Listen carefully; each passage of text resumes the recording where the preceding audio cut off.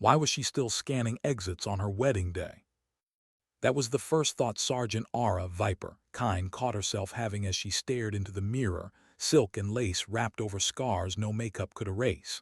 The ivory dress clung to her frame like it was meant for another woman, someone softer, someone untouched by war. But the reflection staring back was a soldier's, eyes trained to analyze shadows, muscles coiled for movement, a brain cataloging escape routes, even here in a cliffside resort drenched in Pacific sunlight. Her mother adjusted the pearl necklace around her collarbone with trembling hands, whispering the kind of words only a parent could believe. "You look radiant. You're safe now." Safe? Arya smiled, but she knew safety was always an illusion. Afghanistan had taught her that when shrapnel carved her collarbone. Syria had reminded her in close quarters with a blade cutting across her shoulder. And still, she stood here, pretending this white dress meant an ending, pretending she could fold up the warrior and pack it away like old gear. The window revealed two worlds colliding below. Rows of manicured roses and a perfect white gazebo where Lucas Reed, her groom, her anchor, was waiting. Guests arrived in a tide of laughter, champagne flutes and pastel dresses. On one side were her fellow veterans, faces lined with unspoken history. On the other, Lucas's colleagues, tech entrepreneurs, investors, people who thought war was a movie but never felt the silence after an explosion. And then, scattered among them, Marines in pressed uniforms, men like Captain Brett Sullivan, broad shoulders, medals polished to perfection, men who had never fought with her but thought they knew what she was worth. Down below, Sullivan's voice cut through the chatter, loud and certain. "She's 29, retired already. 8 years isn't much. Some of us are just getting started at that age." Her jaw tensed. She'd heard it all before, too young, too female, too fragile for the long haul. Today wasn't the day for confrontation, but words like his burrowed deep. They always did. A knock broke the moment. Sergeant First Class Kai Nakamura slipped in, dress blues crisp, smile warm. A brother-in-arms who'd seen her at her most ruthless and her most human. "You ready for this, Viper?" he asked, half teasing, half reverent. "As ready as anyone can be for civilian life." She smoothed the skirt like it was a weapon that needed calibration. "Let's hope you won't need to maneuver tactically in that thing," he laughed. "This is supposed to be the boring kind of day." But Arya's eyes lingered on the black sedan parked among the luxury cars. Tinted windows, wrong angle, wrong presence. She dismissed it with effort. This was her wedding. She needed to let go, needed to. The ceremony unfolded in sunlight and roses. Vows whispered, rings exchanged, hands clasped. The Pacific roared below as if to bless their union. For a fleeting heartbeat, Arya let herself believe it, believe she could truly lay her weapons down. The applause of 200 guests wrapped around her, warm, intoxicating. But later during the reception, when champagne flowed and laughter carried across the terrace, Sullivan's voice rose again. Loud enough for her to hear. 8 years isn't long enough to understand leadership. Most women in combat, different standards, biology, not their fault.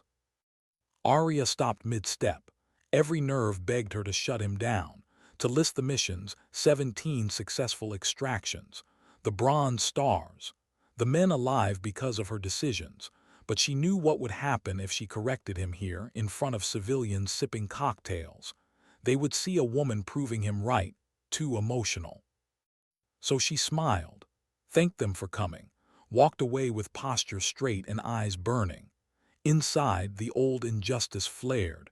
No matter how many lives she saved, there would always be someone who saw her gender first, her competence second. Her mother noticed the tension in her shoulders. "Everything all right, sweetheart?" "Perfect," Arya lied, sipping water like it was oxygen. But the warning signs piled up. Catering staff moved with military precision. Too precise. Security kept photographers at bay but scanned for nothing deeper, and the black sedan still hadn't emptied its passengers. She told herself she was paranoid, old instincts. This was her wedding, not a combat zone. Then Major Diane Razer Thompson appeared through the crowd, a ghost from deployments past. Arya had invited her out of courtesy. She was never supposed to come. And yet here she was smiling for the guests, whispering when no one else could hear, "We need to talk. Now, smile." Arya's stomach dropped, but she laughed like an old friend had told a joke. She led Razer into the gardens, away from curious eyes. There, the smile vanished from Razor's face. The woman before her was not a guest. It was the hardened officer Arya remembered from briefings that preceded bloodshed. "Senator Rebecca Hayes has been kidnapped. Professional team, likely foreign operatives. They're moving her toward Redwood Canyon, 20 miles from here." Arya's pulse spiked. Hayes wasn't just a senator. She chaired the Intelligence Committee. If she broke entire operations, entire lives would collapse. "The FBI's mobilizing," Razor continued. "But they're hours out. We need someone with your skill set, Viper, extraction, terrain knowledge, precision." Arya stared at her. The request hung like an execution order. Leave her wedding reception, trade lace for Kevlar, save a senator. Her eyes lifted toward the terrace. Lucas laughed with his friends, oblivious. Her mother wiped tears of joy with distant relatives. The string quartet prepared for the first dance. "This is my wedding day," Arya whispered. "And this is national security," Razor replied. "You know what's at stake. No one else has your combination of experience and knowledge of that terrain. The FBI is blind. You're not." The truth pressed down like old armor, duty clawing against personal desire. How many times had she sworn it was the last mission? How many times had she promised Lucas peace? And yet, out there, Hayes was terrified, possibly seconds from torture. Arya knew she could help, knew she had to. 10 minutes, she said finally. To change, to tell Lucas. Razor nodded. There's more. This kidnapping cell, same group that hit the embassy in Prague. Arya froze. She remembered the embassy, remembered body bags of Americans half her age, the rage that never left. When she returned to Lucas, he smiled wide, radiant, as if life were finally giving them peace. She led him aside, voice steady even as her chest fractured. "Lucas, there's been a situation. A senator's been taken. They need me." He blinked, searching her face for a joke. "Need you? Arya, you're retired. We just got married." "I know, but they're heading for terrain I know better than anyone. If I don't go." "No," his voice cracked with the desperation of a man watching his future slip. "You've done enough. Let someone else." But she saw it in his eyes, behind the love, the same condescension she fought in uniform. "You're capable, but not enough. Not like the others." The words Sullivan had spat hours earlier echoed in Lucas's protest, and they cut deeper than enemy fire ever had. 17 extractions, she whispered. Never lost a hostage, never. He reached for her, but she was already pulling away. The decision had been made the moment Razor whispered Senator. In the guest room, Arya stripped the gown with steady hands, laid it on the counter like a relic, removed pearls from her throat. Black tactical clothing slid over her skin like a memory, body armor, harness, radio, boots planted firm. The bride was gone, the soldier had returned. And outside, the guests danced beneath fairy lights. Oblivious to the moment, their celebration turned into classified history. How many times had she told herself she was done? Done with the weight of classified orders. Done with radios filled with panic. Done with men shouting about command authority while good people bled out in dirt. And yet 20 minutes later, Arya crouched in the granite shadows of Redwood Canyon, the bride gone, Viper reborn. Night vision goggles painted the canyon green, every ridge and tree alive with threat. Below, headlights glowed faint through the dark. A convoy, armed men. Hostiles moving with the same discipline she'd learned to respect in war zones. Her earpiece crackled. "Alpha Team, report." The voice was tense, commanding, but cracking at the edges. "Special Agent Marcus Webb, the FBI Operation Commander. A man she'd met only minutes earlier at the staging area. A man who looked past her with the same dismissive tone she'd endured at her wedding reception. "We're pinned down on the North Ridge," came Agent Sarah Chen's voice, tight with strain. "Automatic weapons, 2 agents wounded, we can't move." Arya's jaw clenched. She had warned them. She had mapped the terrain from memory in the staging tent, sketching choke points and kill zones while Webb smirked politely and shoved her notes aside. "FBI HRT has completed over 300 extractions," he'd said, barely looking up. "We know what we're doing. Appreciate your input, Sergeant, but this isn't your world anymore." And now, his people were dying in the exact crossfire she had predicted. "Bravo team, advance to cover Alpha's withdrawal," Webb barked over the net. Arya adjusted her scope, watching 6 FBI agents creep forward along the canyon's predictable ridge line. She didn't need to wait for the ambush. The muzzle flashes burst exactly where she'd warned, gunfire raking the night. Men shouted. Someone screamed. Contact taking heavy fire, multiple wounded. The canyon swallowed their panic. It echoed the way only mountains could, like ghosts screaming forever. Arya exhaled slowly, steadying her breath the way she had before every firefight. This wasn't her operation. Not officially. But if she sat still, she would watch them die. Her radio hummed again. Major Thompson's voice this time, Razer hidden somewhere in the chaos. Calm, professional. "Webb, what's your status?" Webb's reply cracked with desperation. "Situation more complex than anticipated. Enemy well-positioned. Requesting air support." Air support? In a canyon with a hostage inside, Arya nearly laughed. Bitter, hollow. One wrong missile in haze would be a corpse before sunrise. Her own radio shifted to the private frequency Thompson had given her. "Viper, what's your assessment?" Arya's voice stayed low, calm. "FBI teams are trapped. Enemies dug in on elevation with overlapping fields of fire. They're predictable. The agents don't stand a chance if they keep pushing frontal. Recommend aborting approach. Reposition from East Drainage Channel." A beat of silence. Then Razer, "Webb, did you copy that?" "I copied," Webb snapped. "And I don't need tactical advice from a retired support sergeant.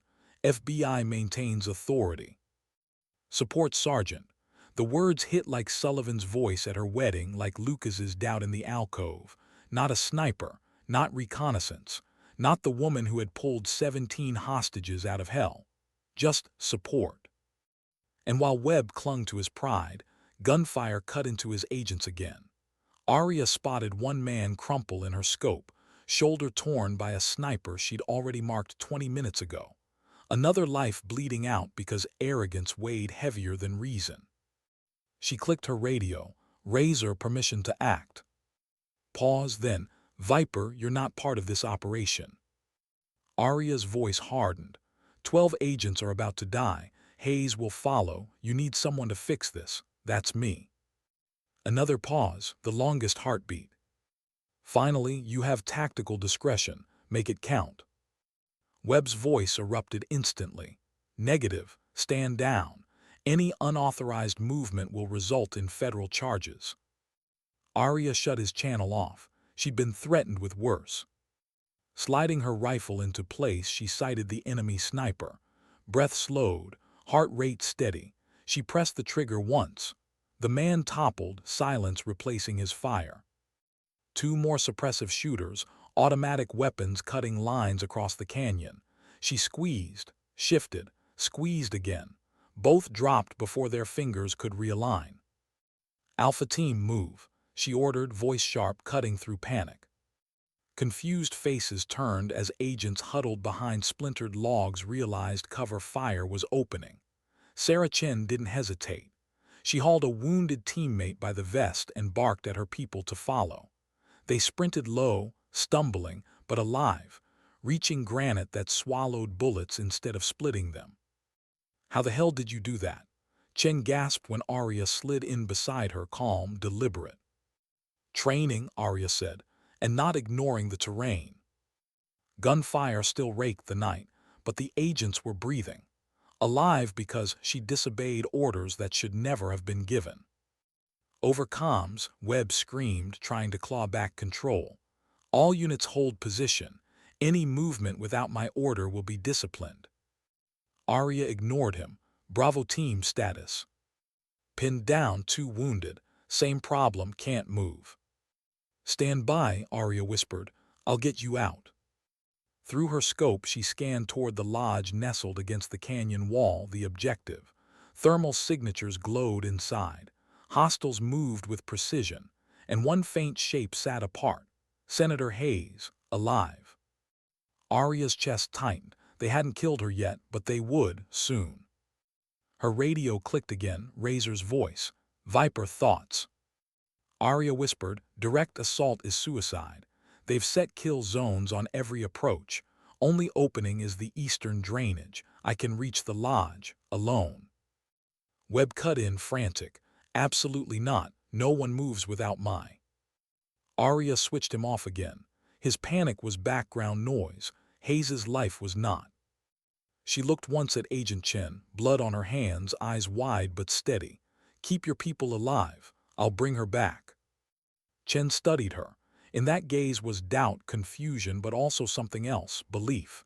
The kind Arya hadn't seen in Lucas's eyes or Sullivan. We'll cover you, Chen said simply. Arya nodded, then she moved. Down the canyon slope. Into the shadows only she knew how to use. Every rock, every cut of earth, every breath was muscle memory from 6 months training in this terrain. While the FBI treated it like a city block, Arya treated it like a living thing, ruthless but predictable if you respected it. The drainage channel swallowed her whole. Narrow, damp, hidden, exactly as she remembered. Enemy eyes never checked it. Why would they? To them, infiltration was impossible. To her, it was routine. Her radio crackled faintly, snatches of Webb's voice still raging somewhere on another channel. Arguments about jurisdiction, protocols, who had the right to act. She shut it out. Hayes didn't need authority. She needed rescue. And Arya had never lost a hostage. At the lodge's eastern wall, she froze, breath shallow. Voices drifted through wood and stone, foreign accents, calm, professional. American agents incompetent. They advance like children into traps. The senator dies tonight. We leave no witnesses. Arya's blood ran cold. No ransom, no negotiation. Hayes was a message, and the clock was running out. She adjusted her grip, eyes narrowing. Every choice from here mattered. Lives depended on it.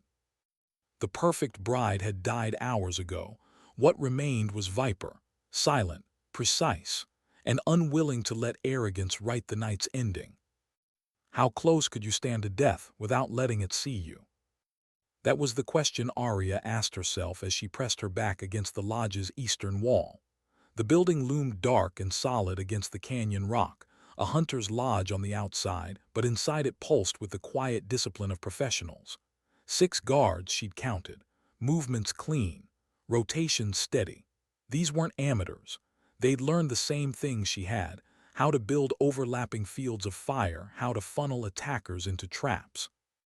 Through the scope, she saw thermal signatures glowing like ghosts behind wooden walls. 2 near the entrance, 1 packing by the rear hallway, 1 restless in the kitchen, 2 more in the comms room with radios pressed tight. And then 1 apart, still, bound. A single heat source isolated from the rest. Senator Hayes. Arya steadied her breath, alive, at least for now.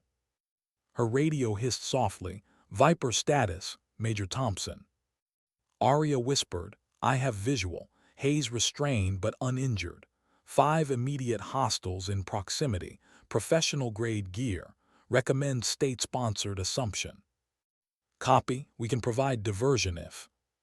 Negative, Arya cut in. Noise risks execution, they're already on edge. A pause, then, understood your discretion. She powered down the channel. Outside voices would only slow her hand. Sliding low into the drainage channel, she found the warped section of foundation she remembered from training, a crack just wide enough to wedge a knife and pry through. Wood groaned softly as it shifted. She froze, breath caught, counting heartbeats until silence returned. Then she slipped inside. Darkness swallowed her. The air smelled of sweat, gun oil, and damp wood. She crouched in shadow, boots rolling heel to toe with the weightless precision of someone who had lived too long in other people's blind spots. The main room stretched ahead. Rough beams, animal heads mounted like trophies. But the real predators moved in silence, two men hunched over radio chatter, another leaning against the doorframe to the back room, his rifle hanging loose but ready. Through the half-open door, Arya saw Hayes, hands bound, back straight, eyes wide with a fear that hadn't broken her dignity.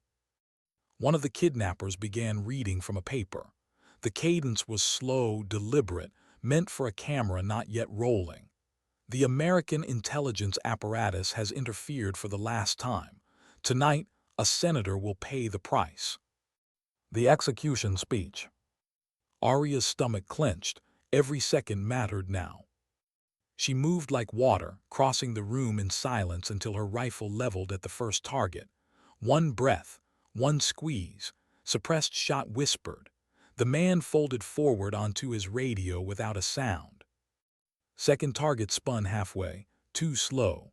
Another suppressed crack. He dropped before his lips could shape alarm. The guard at the backroom doorway turned, eyes widening, hand reaching. Her third round punched centermass, dropping him into the frame like a puppet cut loose. Only the kitchen guard remained. He raised his weapon halfway, mouth forming a warning. Her fourth shot caught him clean. Silence reclaimed the lodge. 4 men, 4 shots, 10 seconds. But one more remained. Arya stepped into the back room, rifle fixed on the final kidnapper. He had a pistol pressed to Hayes's temple, his finger trembling on the trigger. His eyes widened as he realized the impossible, his entire team gone, the operation collapsing around him. "Drop the weapon," Arya said, voice flat, certain. "Step away from the senator." The man's accent was thick, Russian or Eastern European.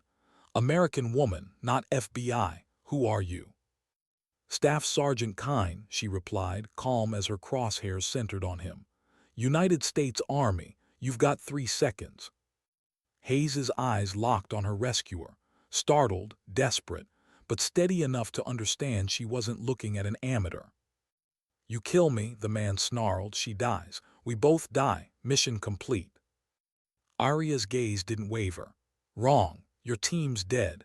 Your comms are gone. You're alone, outgunned, out of options. Only choice left is how you leave this room, on your feet or on the floor." The pistol shook in his hand. Sweat trickled down his brow. He wanted to believe he still had leverage, but Arya could see it, muscles twitching, will breaking. "Last chance," she said softly. "Put it down." He hesitated a heartbeat too long. His wrist twitched, gun angling toward her. Her shot hit his shoulder, spinning him away. The pistol clattered across wood. He screamed, clutching useless fingers. Her second shot disabled his other arm, dropping him writhing but alive. "Target secured," Arya whispered into her radio. "Hostage recovered. Multiple hostile KIA. 1 prisoner for intel." She crossed quickly, knife flashing to sever ropes at Hayes's wrists. The senator gasped as circulation returned, then looked up at her with a mix of awe and disbelief. "Sergeant, I don't know how you got here, but you just saved my life." Arya's expression didn't soften. "Yes, ma'am, you were minutes from execution." Hayes's voice carried steel, even through exhaustion. "How did you do what 12 federal agents could?" Arya helped her to her feet, steady but urgent. "Different training, different approach. Sometimes the difference between living and dying is knowing the terrain and listening to people who have been there before." Outside, muffled gunfire still echoed. Webb's voice barked over the main net, demanding reinforcements, demanding helicopters, demanding authority he no longer had. Arya ignored him. "We're moving, ma'am. Eastern drainage channel. Stay close, stay low." Hayes gave a single sharp nod, following her lead without protest. The senator had the instincts of someone who understood when survival meant trust. They slipped into the narrow channel, shadows hiding their retreat. Behind them, the lodge stood still, bodies cooling in silence. What had looked impregnable 30 minutes ago now lay dismantled by one operator who refused to accept the word support. 20 minutes later, the staging area glared with floodlights. Agents scrambled, medics patched wounds, radios hissed with confusion. Webb stood red-faced, shouting at his superiors about jurisdiction, about rogue interference, about how his authority had been undermined. Arya sat on the tailgate of an ambulance, tactical gear still tight on her shoulders. Sweat cooled, adrenaline drained. For the first time in hours, fatigue pressed down heavy, but she held herself straight. Hayes was alive. That was the only measure that mattered. Agent Sarah Chen approached, 2 coffees in her hands, blood still streaking her uniform. She offered one silently, then sat beside Arya with a sigh. "They'll be fine," Chen said, nodding toward the medics. "Williams and Martinez, shoulder and leg wounds, stable now, because you pulled us out when command couldn't." Arya sipped coffee, eyes steady. "I just did what had to be done." "No," Chen said, staring at her with raw honesty. "You did what no one else here could." Across the floodlit chaos, Webb's voice rose again. Her input was irrelevant. Our intelligence was solid. She interfered outside protocol. Deputy Director Martinez, a stern woman in a dark suit, faced him with cold disdain. "Agent Webb, Sergeant Kine warned you of terrain risks. You dismissed her.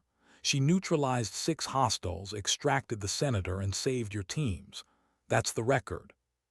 "She's not FBI," Webb barked. "She's not trained in our protocols." "She has more extraction experience than your entire team combined," Martinez shot back. Silence followed. Webb's career, Arya realized, was bleeding out faster than his wounded agents. Captain Sullivan arrived then, uniform rumpled, face pale. He'd driven from the wedding after word spread of a federal incident. His eyes swept the scene. The ambulances, the blood, Arya still armored and unbroken. "You conducted this," he asked, stunned. "A hostage rescue." Arya's tone was flat, almost weary. "Mission accomplished. Senator Hayes is safe." Lieutenant Murphy hovered behind him, silent for once. Agent Chen cut in before Arya could add more. "She completed a single operator extraction, neutralized the entire cell, saved us all." Sullivan's mouth opened, closed. For the first time, no lecture came. Just silence, heavy and awkward, as reality overturned every assumption he'd clung to hours earlier. Major Thompson approached then, eyes sharp but softened with respect. "Viper, debrief in 10, but first, there's someone you need to meet." From the darkness, 2 figures in black suits approached, their posture radiating authority beyond the FBI. CIA, maybe, or something deeper. Arya felt her stomach tighten. The mission wasn't over. This was only the beginning. What happens when saving lives costs you your own? That question gnawed at Arya as dawn broke over Redwood Canyon. The floodlights dimmed. The sirens faded. The bodies were bagged, tagged, and carried away. Senator Hayes was alive, but the quiet morning after felt heavier than any firefight. Arya sat on the bumper of a Humvee, body still armored, hair clinging with sweat. The adrenaline was gone. What remained was a dull ache in her chest. A soldier's ache, knowing the mission was done, but the war was far from over. The black sedans rolled in at sunrise. 2 figures stepped out, not FBI, not military. They carried themselves like shadows disguised in suits, movements efficient, voices measured. CIA, maybe more. One introduced himself simply, "Director Alan Kreel, this is Deputy Mendez." His voice was calm, the kind that revealed nothing and promised everything. "Sergeant Kine, I've read your file. You weren't supposed to be here tonight. And yet, without you, Senator Hayes would be dead." Arya kept her eyes steady. I wasn't here for you, I was here for her. Kreel's lips curved, not quite a smile. Intentions don't matter, results do, and your results speak for themselves. The senator is requesting a full commendation. She insists your role be recognized publicly. Recognition. The word twisted in her gut. It was what she'd never been given. What Sullivan, Webb, men like them had always stripped away with dismissive tones. And yet, the thought of standing under cameras, medals pinned to her chest, felt suffocating. She shook her head. With respect, sir, I'm retired. This was situational. My life isn't yours anymore. Mendez spoke up then, her voice sharper. That's where you're wrong.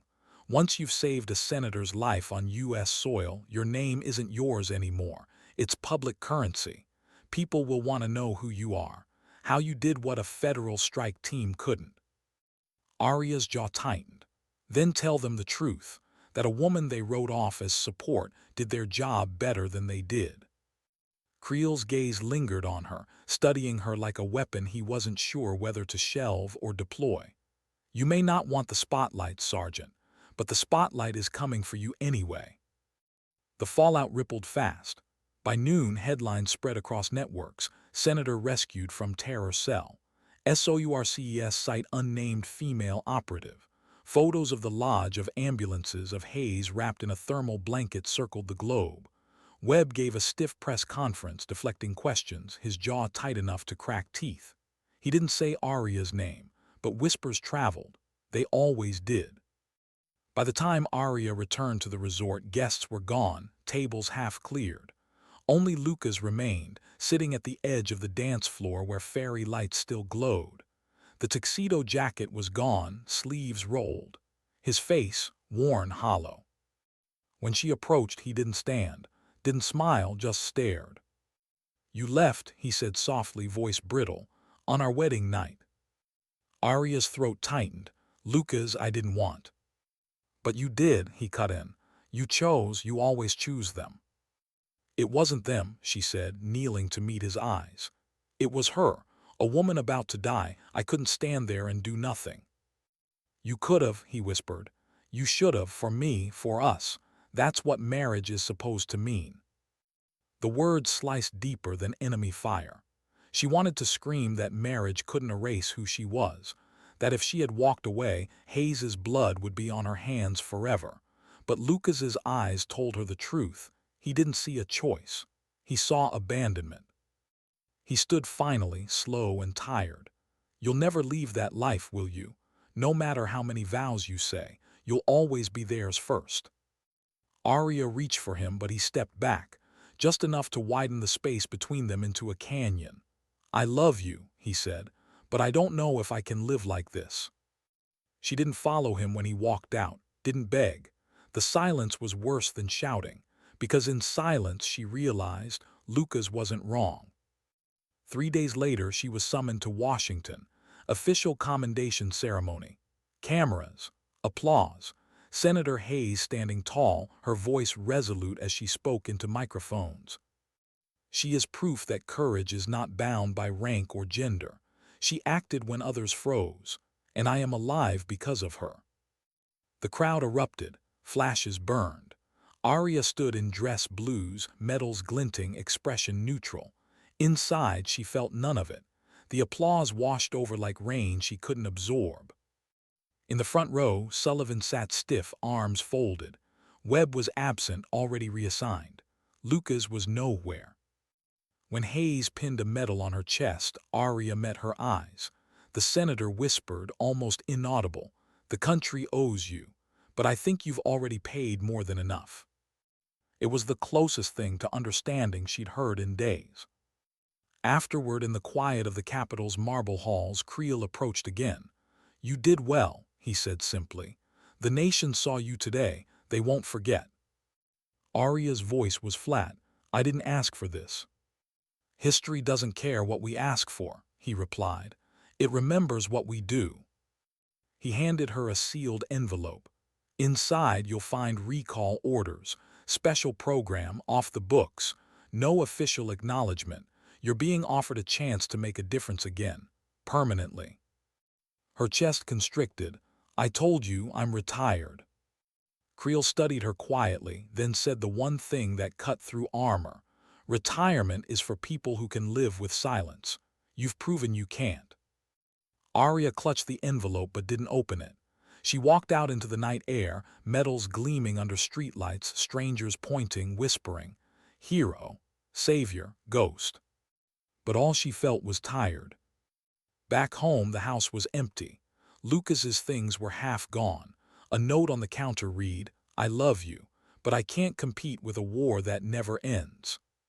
She sat alone at the kitchen table, dress blues still pressed, envelope unopened beside her. The silence rang loud.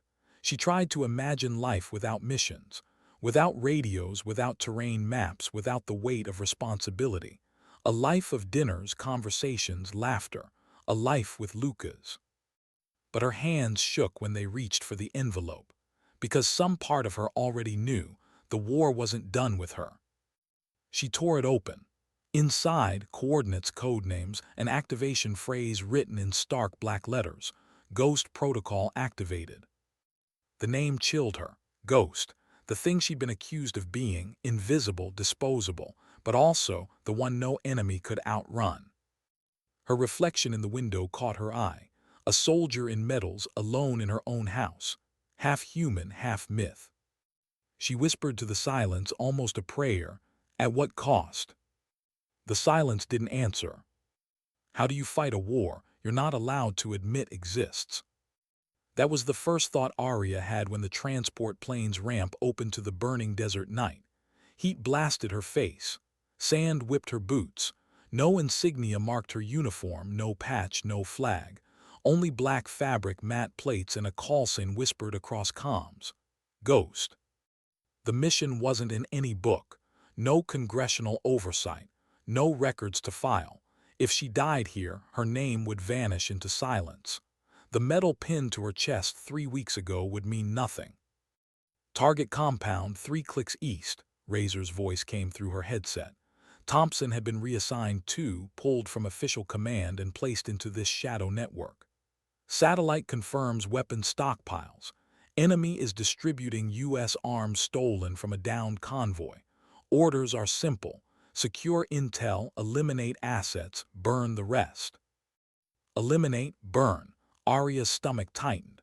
Official missions always used careful words: neutralize, apprehend, recover. Ghost missions didn't bother dressing the truth. They moved low across the sand, a 6-person team of operators Arya barely knew. Each was chosen the way she was: experienced, disillusioned, too effective to retire. No chatter, no camaraderie, just silent professionals bound by an unspoken rule: deny yourself, serve the mission. Through her scope, Arya saw the compound. Mud walls, guard towers, floodlights sweeping arcs across the desert floor. Inside, she spotted crates stenciled with English lettering, her country's weapons, now in the wrong hands. Razer's voice again: Alpha and Bravo suppress. Ghost, you infiltrate, pull intel, mark for detonation. Arya slipped forward, alone, always alone. That was the role she'd been chosen for. Inside the compound, shadows cloaked her movements. She cut 2 guards quietly, knife, silence, bodies lowered into dust. The smell of sweat and rusted steel filled her lungs. In the central room, she found it, maps spread across a table. Routes marked in red, not just in this country, but across 3 borders. Plans for convoys, attacks, destabilization. The weapons were only part of it. This was bigger. She snapped photos with her encrypted device, then pulled thermite grenades from her rig. She planted them against the crates, one by one, each hiss promising fire to come. Then she heard it. A voice, small, trembling, behind a half-open door. Arya froze, pushed it open an inch. Inside, a boy, maybe 12, shackled to a chair, eyes wide with terror, not a prisoner, a shield, insurance against raids like this. Her chest constricted. The orders had been clear: eliminate assets, burn the rest. No mention of civilians, no exceptions listed. The boy whispered in broken English, "Please, don't leave me." Arya's finger tightened against her trigger. She'd killed men in combat, enemies with rifles in their hands. But this wasn't combat. This was the kind of decision that tore pieces of the soul. Ghost status, Razer's voice pressed. Arya whispered back, there's a civilian, child shackled. Silence stretched over comms. Then Razer's reply came, colder than Arya expected. He's not the mission. Arya's jaw locked. He's alive. Collateral, Razer said flatly. We can't risk him slowing exfiltration. Orders stand. Arya looked at the boy again. Dirt streaked his cheeks. Fear swam in his eyes, but there was hope too. Hope that the figure in black standing before him wasn't the same as the ones who chained him. She cut the shackles with one swift strike of her blade. The boy gasped, rubbing raw wrists. Quiet, she whispered, lifting him to his feet. Stay behind me. Ghost, what are you doing? Razer's voice sharpened. Arya ignored her. She moved fast, leading the boy into the drainage channel she'd marked on entry. Behind her, explosions began, thermite chewing through crates, fires roaring up against the desert sky. Gunfire erupted as the enemy scrambled. They sprinted through the sand, bullets hissing past. The boy tripped once, cried out. Arya lifted him, carried him against her chest as she ran. Every round felt like a whisper of death brushing close. At the exfil point, the team was already boarding the helicopter. Razer's eyes widened when she saw the child in Arya's arms. This wasn't part of the op, Razer hissed. He's alive, Arya snapped. That's all that matters.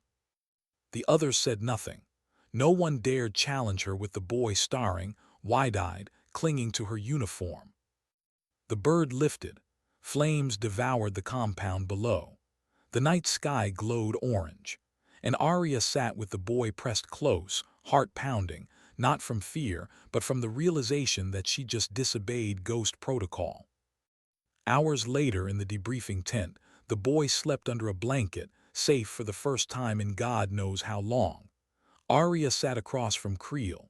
His face was calm, too calm. You disobeyed orders, he said simply. I saved a life, Arya countered. You risked compromise, he replied. Your job was to erase assets, not create liabilities. He's not a liability, he's a human being. Kreel studied her, expression unreadable. You think Ghost Protocol is about saving people. It's not. It's about removing threats before they metastasize. We don't have the luxury of conscience. Arya leaned forward, eyes burning. Without conscience, what's left of us? For the first time, Kreel's gaze shifted just slightly. That question is why we recruited you. Most follow orders, you think, but thinking can be dangerous. He rose, smoothing his suit. The boy will disappear into a refugee program. You'll never see him again. But remember this, Ghost. Every time you put humanity above mission, you gamble with lives you'll never see. Decide carefully how much of yourself you're willing to spend. Arya watched him leave, fists clenched. She'd saved one life. But how many would Kreel let her lose tomorrow? Back in her quarters, Arya removed her armor slowly, each strap heavier than the last. She stared at herself in the mirror. A soldier, a rescuer, a ghost. The boy's eyes haunted her. The relief when she cut the chains. The silent question in his gaze, are you different from them? She wanted to believe she was. But Ghost Protocol had no room for difference. It wanted tools, not people. Her comm buzzed. A new message, mission complete. Next briefing, 400, stand by.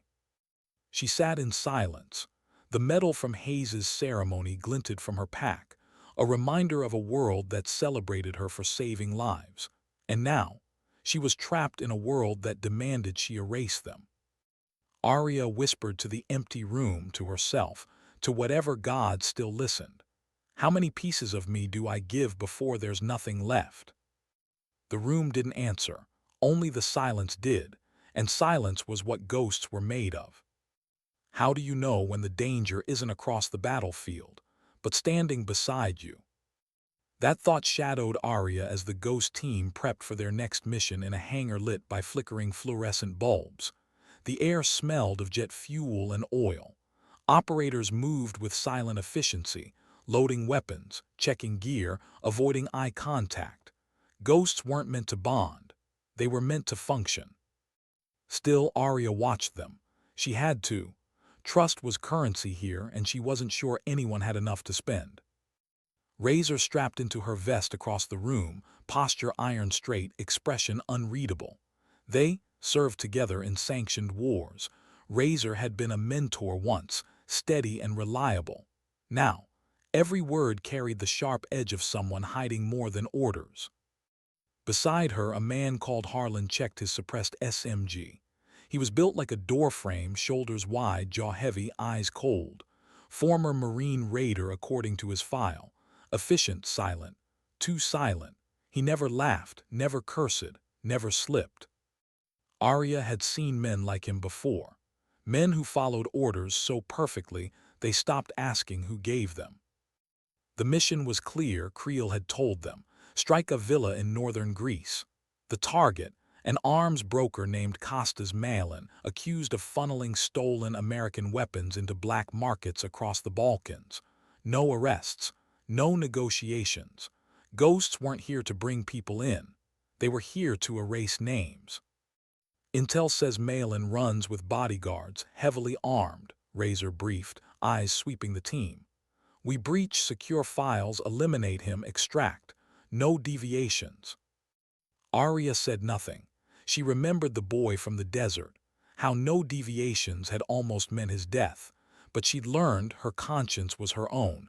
She wouldn't surrender it, not to Razer, not to Kreel, not to Ghost Protocol. The villa glowed warm against the Aegean night.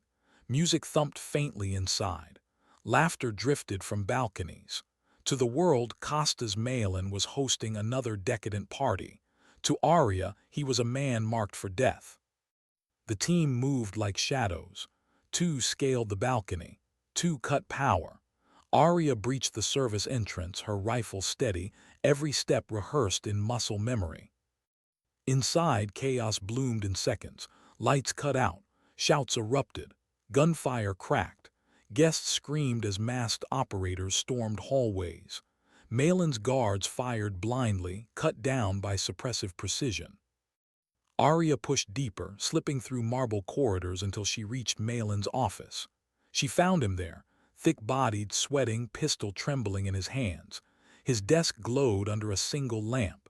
Stacks of files, hard drives, phones. He raised the pistol. Arya's rifle leveled steady. "Drop it," she said flatly. "Who are you?" he barked, voice shaking. "Doesn't matter." His pistol shook harder. He wasn't a fighter. He was a broker, a middleman. His threat wasn't the gun in his hand. It was the networks he fueled.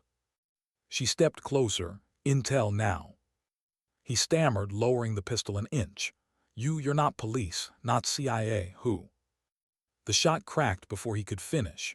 Malin dropped, blood soaking marble. Arya's head snapped toward the door. Harlan stood there, weapon smoking, calm, cold. "We needed him alive," Arya hissed. "No," Harlan replied evenly. "Orders said eliminate." She glared. "Orders also said secure intel. Dead men don't give passwords." Razer's voice cut through comms. "Packages down, collect files, ghosts exfil in 5. Arya's chest tightened. The kill had been too fast, too clean. Harlan hadn't hesitated. He'd wanted Malin dead, not captured. She swept the desk, grabbing hard drives, stuffing files into her rig. Malin's phone buzzed once, screen lighting with a name, foreign, Cyrillic letters she didn't recognize. She pocketed it. Something told her the real mission was what Kreel had briefed. Back at the staging safe house, the air was thick with sweat and silence. Razer cataloged the hard drives. Kreel's voice buzzed through secure comms, crisp and cold. "Operation successful. Malin is neutralized. Assets secure." Arya stared at the files stacked on the table. "We could have taken him alive. He knew names, routes, networks. You don't kill a spider and ignore the web." Razer didn't look up. Orders were clear. Arya's fists clenched. Orders aren't always right. Harlan's eyes met hers across the room. His stare was flat, unreadable, but something in it sent a chill down her spine, not defiance, not challenge. Indifference, like he'd done exactly what he was always meant to do. Later, alone in her quarters, Arya pulled out Malin's phone. She powered it on. A single message blinked across the lock screen in English. Shipment secured. Next phase approved. U.S. intermediary confirmed. Her stomach dropped. U.S. intermediary, someone on their side, feeding the network. She sat frozen, the phone's glow illuminating her face in the dark. Kreel hadn't wanted Malin's intel. He'd wanted Malin erased before the wrong questions could be asked. The betrayal wasn't in Greece. It was inside Ghost Protocol. The next morning, Razer confronted her quietly. Kreel says Malin's files will be sealed, classified beyond clearance. He doesn't want you keeping fragments. Arya slid the phone into her pocket. What Kreel doesn't know won't hurt him. Razer's jaw tightened. That's not how this works. Ghosts don't go rogue. Arya leaned in, voice low. Then maybe Ghost Protocol shouldn't be afraid of its own shadows. Razer's eyes hardened, but she didn't press. She turned away, leaving Arya with the weight of her choice. Arya stared out the window at the rising Aegean sun. The metal on her uniform had been for saving lives, but Ghost Protocol wasn't about saving. It was about erasing. And if U.S. hands were in Malin's network, then Ghost Protocol wasn't just fighting enemies abroad. It was covering tracks at home. Her reflection stared back from the glass.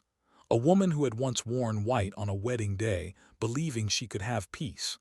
Now, she wore black in the shadows, surrounded by men who killed first and asked nothing later. The phone in her pocket buzzed again. A new message, just 2 words. Next shipment. Followed by coordinates not in Greece, not in Europe, but inside the United States. Her blood ran cold. The betrayal wasn't distant anymore. It was coming home. What happens when the enemy you've hunted all your life wears the same uniform as you? That question haunted Arya as the ghost transport roared across the Atlantic. The others slept in silence, heads slumped against bulkheads, weapons cradled like children. But Arya stayed awake, fingers brushing against the stolen phone in her pocket. The screen still glowed with the words that burned in her mind. Next shipment. Coordinates. Virginia, USA. The betrayal wasn't abstract anymore. It was inside her country, inside Ghost Protocol. She stared at Razer across the cabin. Thompson's face was calm, too calm, eyes closed as if she hadn't seen what Arya had seen in Greece. Malin could have been interrogated, but he was executed. His files sealed. His intel erased. Arya wondered, was Razer following orders blindly, or did she know exactly what she was protecting? And Harlan, stone-faced, resting with arms crossed, was worse. His kill had been too clean, too eager. Arya had felt it in her bones. He wasn't there to stop Malin from pulling a trigger. He was there to silence him. The plane landed at a classified strip outside D.C. Kreel waited on the tarmac, his suit sharp, his smile thin. Welcome home, ghosts. Good work in Greece. Malin is gone, network disrupted. America sleeps safer tonight. Arya stepped off the ramp, the phone hidden against her thigh. Safer. The coordinates on that screen said otherwise. That night in the silence of her quarters, Arya connected the phone to a secure laptop she kept hidden. She bypassed the lock screen using protocols she wasn't supposed to know. Files opened like wounds. Logistics chains. Bank transfers. Names. One name froze her blood. Call James Harlan. Not just a teammate. Not just a ghost. He was the intermediary. The man who'd executed Malin before questions could be asked. Arya's chest tightened. She closed the file, pulled the laptop cable free. Sweat beaded down her spine. Ghost Protocol wasn't hunting traitors, it was hiding them. The comm on her desk buzzed. A message from Razer 400 briefing. Don't be late. Arya stared at the clock. 02:17.